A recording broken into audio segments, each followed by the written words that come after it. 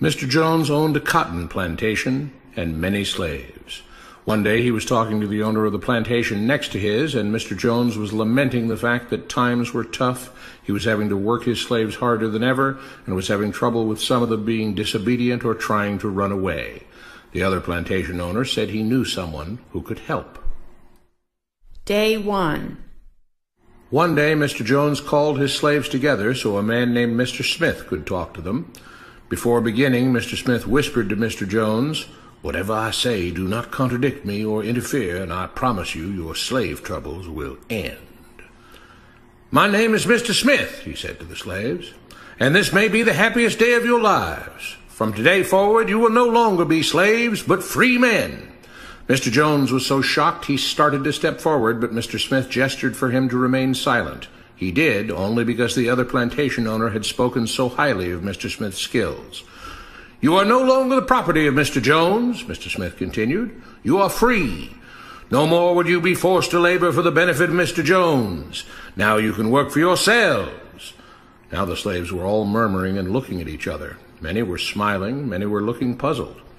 "In fact, you are now free to leave the plantation whenever you want," Mr. Smith said. "However, since we are surrounded by other plantations, if you leave, some other plantation owner will likely claim you as his own the moment you set foot on his property. So I urge you not to risk your newfound freedom by doing something so foolish. Instead, I suggest that you stay here, no longer as slaves, but as willing participants and part owners of this plantation. Yes, this is now your plantation." Mr. Jones bit his tongue to keep from objecting. "For now, we might as well leave Mr. Jones in charge," said Mr. Smith, "since he is the only one with any experience at running a plantation, which is quite a complicated thing to manage. But he will no longer be your master, but just another worker on the plantation. In fact, he will now be using his organizational and management skills to serve you. Whatever problems you may have had with him before, you are now all equals, and you need each other to make this work. If we all cooperate and work together, we can all reap the benefits together. In honor of this happy occasion, I present you this new symbol of togetherness and cooperation, this flag, which shall be the emblem of the new, free Jones plantation." He held up the new flag, but most of those listening were still too amazed to respond. "And this shall be our motto," Mr. Smith announced. "We work together as free men for our mutual benefit, pledging our allegiance to the Jones plantation, which stands for prosperity, liberty, and justice for all. To celebrate, everyone has the rest of the day off. Enjoy your freedom, do as you please, and be back here tomorrow morning, bright and early, so that we may begin work on this great and noble new endeavor as equal free men."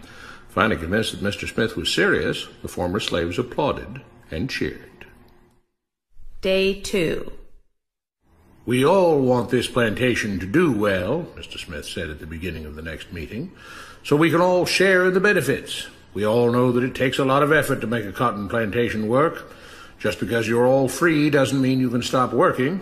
In fact, since you're now working for yourselves, I expect you to work even harder than ever before, but now with pride and joy, knowing that you're working for yourselves. Of course, there still have to be rules. If everyone just does whatever he wants, the plantation won't produce anything. This experiment will fail, and we'll all starve. You should be thankful that Mr. Jones has agreed to stay on to lend his knowledge and skills to this endeavor, and I trust you will all do your own part to make this work. Several of you have been chosen to act as project supervisors to manage different aspects of the operation, to make sure everyone is doing his assigned job, to make sure that the rules are followed, and so on. The rest of you may head out to the fields to start your first day of work as free men." Day 3. The next morning, Mr. Smith had a grim expression on his face as the daily meeting began. "I have an unpleasant duty to do today," he said. "Yesterday, Charles was caught keeping some of the cotton he picked, presumably to sell for his own personal profit. That is against the rules. That is stealing. For that, Charles must be punished." Two men tied Charles to the whipping post.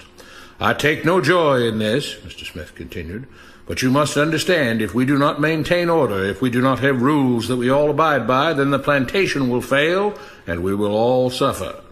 The whip cracked against Charles' back. "But if we all pitch in for the common good, then we can all prosper. Being free doesn't mean you should be selfish and greedy.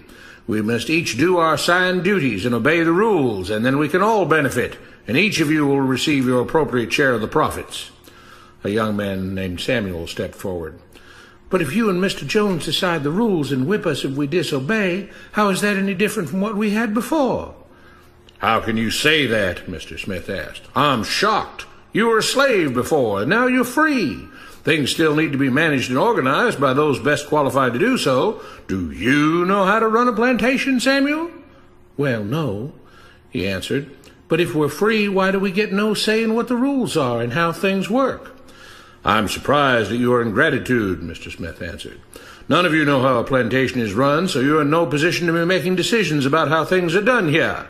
You don't seem to appreciate all the things that Mr. Jones provides for you, from protecting you from all the outside threats that you know nothing about, those who would come here, capture and enslave you if not for Mr. Jones' protection, to making sure that you all have food and housing, tools to work with, that you're cared for when sick and injured, and so on.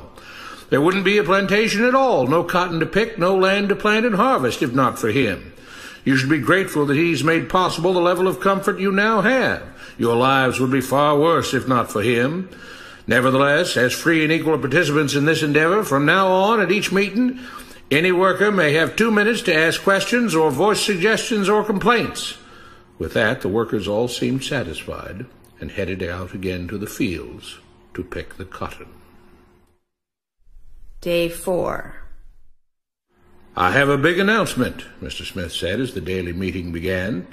"Mr. Jones' cousin is here, and not just to visit and see how our project is coming along. It has been decided that from now on you will be deciding who will manage the plantation.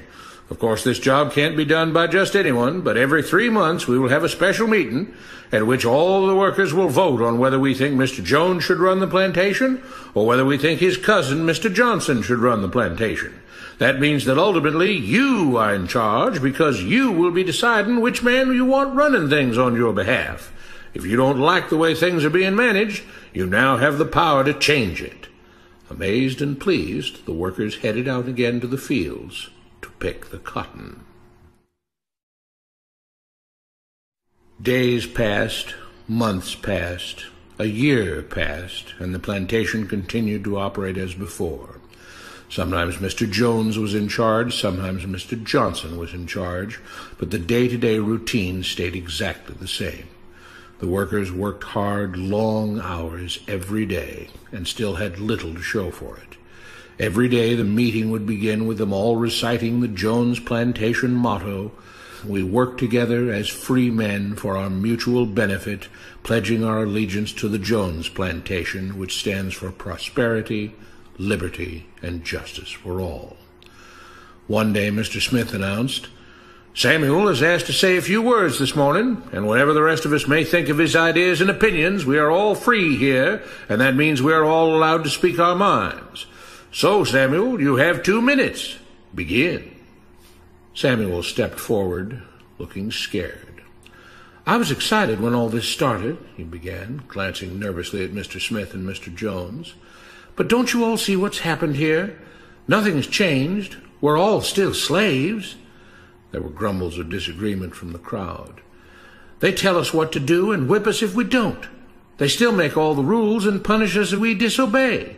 They let us make suggestions and complain about things, but they never really change anything." "Your time is up, Samuel," Mr. Smith announced calmly. At his gesture, 2 supervisors grabbed Samuel by the arms and led him to the whipping post. "I'm sorry, Samuel, but you've broken the rules. There are rules against encouraging others not to work and encouraging others to break the rules. You're only hurting all of us with your discontentment and your complaining and your disobedience." The whip fell, and Samuel let out a grunt. "Without rules, without order, all would be lost. Without law, there would be chaos. We can't just behave as wild animals, each doing whatever he pleases. We must all follow the plan and all do our duty for the betterment of everyone. And those who do not must be punished." The whip fell again, and blood flowed freely from Samuel's back. Mr. Jones was smiling as he gave Mr. Smith a pat on the back. The crowd was cheering so loudly that none of them had noticed that Samuel had died.